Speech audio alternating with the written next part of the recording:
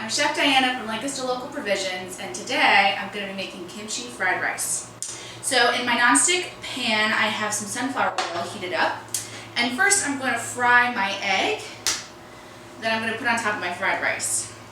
So the key to like a nice crispy fried egg is to get your oil and pan really, really hot.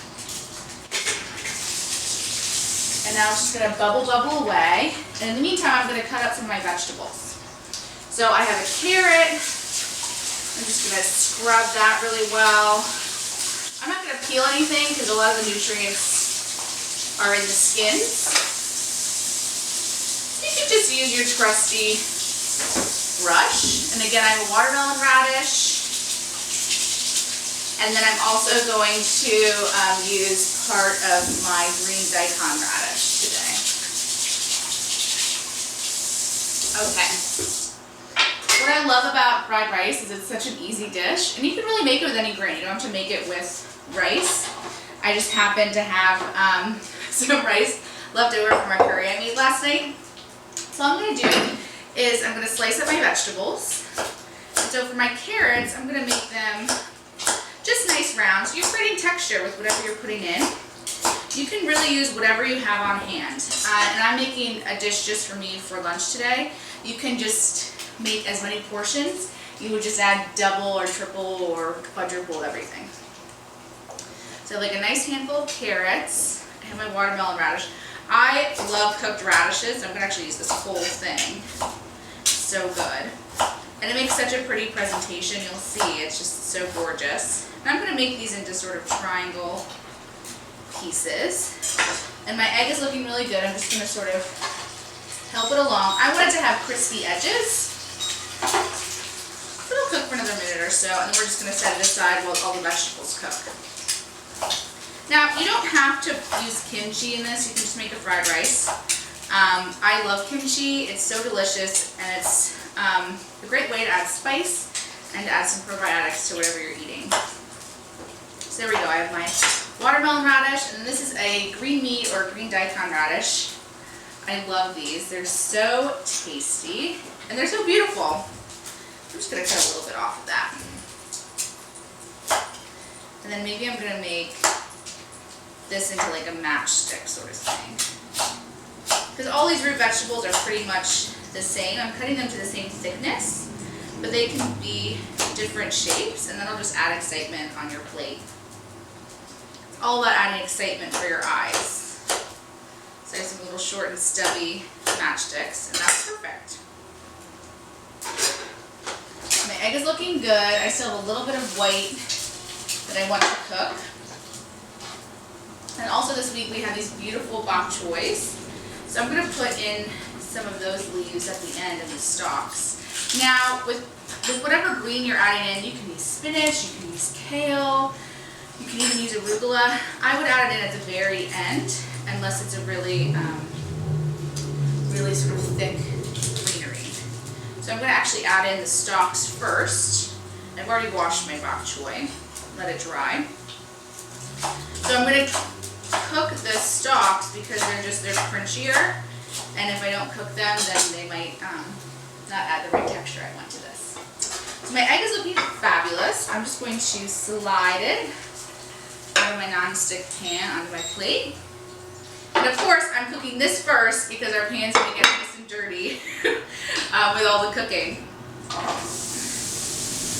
I'm just going to get these all nice and colored. So it'll take about 2 or 3 minutes. Oh, you know what? I have a green garlic left from last week's box. Let me throw that. You can add a shallot, you can add minced garlic, you can add leeks, onions, whatever you want. Now, this is a very vegetable-heavy fried rice. This is not what you're used to getting from your local Chinese restaurant. I turn it up to sort of medium-high heat. I'm just going to sort of let it do its thing. So when you're cooking rice, this is long-grain basmati rice, and what you do is first you want to wash your rice. So I usually put it in the container I'm going to cook it in. Fill the container with water, the pot. Swirl it around until the water becomes sort of white or opaque. Drain that water out, do it again, drain it out, and hopefully you're getting more clear water every time you do that. And that's washing the rice of any particles that are left in it from its travels, and the starch that also makes rice really starchy. So it'll make sure that your rice isn't clinging too much to itself during cooking. Okay, so my vegetables are starting to get some color. They look really great. I don't want to like overcook them. What I'm going to do now is I'm going to take some of my kimchi. This is from Fishtown Ferments. I love it. It's a vegan kimchi. A lot of kimchi uses fish products to give you that sort of umami flavor, but this uses seaweed and mushrooms to give you that extra sort of flavor. So I'm using about a quarter cup of kimchi. What I'm going to do is I'm just going to chop it up to smaller pieces. And then we're going to add that to the vegetables so they can get all nice and flavored.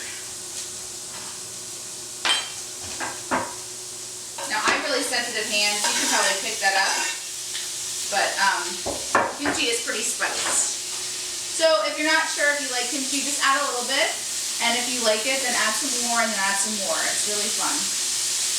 This will give it a nice sort of texture. And I'm going to add in about a cup, 3/4 of a cup of rice. Not too much, just enough to sort of get it all working together. And then I'm going to chop up my bok choy leaves. This is a Purple Lady bok choy. My nickname used to be the Pink Lady, so any purple lady is really fine with me. It actually has 4 times vitamin A, this purple bok choy, the regular bok choy, which I just think is super cool. And I know that looks like a lot, but as it cooks down, it's really not going to be that much in this dish. And then last but not least, I'm just going to put a dash of soy sauce. If you don't want to use soy sauce, just you can use a little dash of vinegar or just like a little dose of salt. And I'm going to add some pepper in here. I don't want the rice to be like dark brown. I just want to add that sort of fermented soy sauce flavor. And then I'm just going to mix it. Look how beautiful that is. I mean, that is not the fried rice I'm used to getting from restaurants. And then I'm just going to sort of mix it all together and then let it sit for a minute or two so it gets a nice crust on the bottom.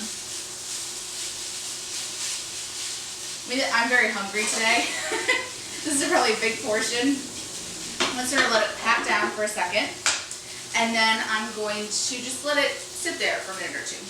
So again, I have my delicious fried egg I'm going to put on top. I'm going to put more kimchi on top. You can also use another condiment, gochujang. It's a Korean spicy condiment. It's nothing like ketchup, but it looks like a very dark ketchup. And we're going to start having that in the marketplace soon. I'm really excited about that. This is like an easy dish. I make this at least once a week. I usually make it for lunch because lunches can be pretty crazy around here. And if I'm home working, I think I have nothing in the fridge, but I have some leftover rice or any sort of grain. You can use farro, you can use quinoa. I haven't tried it with rye berries, but I'm sure that would be delicious. And you can use it with a short grain rice, a long grain rice, brown rice, really whatever you have on hand. It's a great way to get you into the mindset of meal prepping. So it's been so interesting living with Gabriel this past year because we hadn't lived together before COVID, and I'm used to be, you know, a woman who likes food but doesn't eat so much. And it's been really an adjustment for me to learn how to cook for me and a man who eats more than I do. So now I'm getting into the thought process of, oh, okay, I'm going to make like double what I would normally make so we can have leftovers the next day. This is looking fantastic. I'm getting a nice crust. I'm just going to sort of flip it over just slightly. So I get a little bit of crunch on the other side. And that's pretty much it. I mean, it's really an easy dish to make, and it's so delicious. And you can really make it seasonally, whatever you have on hand. So, you know, we have this amazing curly parsley this week. I might throw some of that in, actually. That sounds like a great idea. Maybe just on top. Oh no, I'm going to add it in. I don't want it to be a garnish. I'm really like adamant about this curly parsley being part of dishes. So I'm just throwing it in right at the end.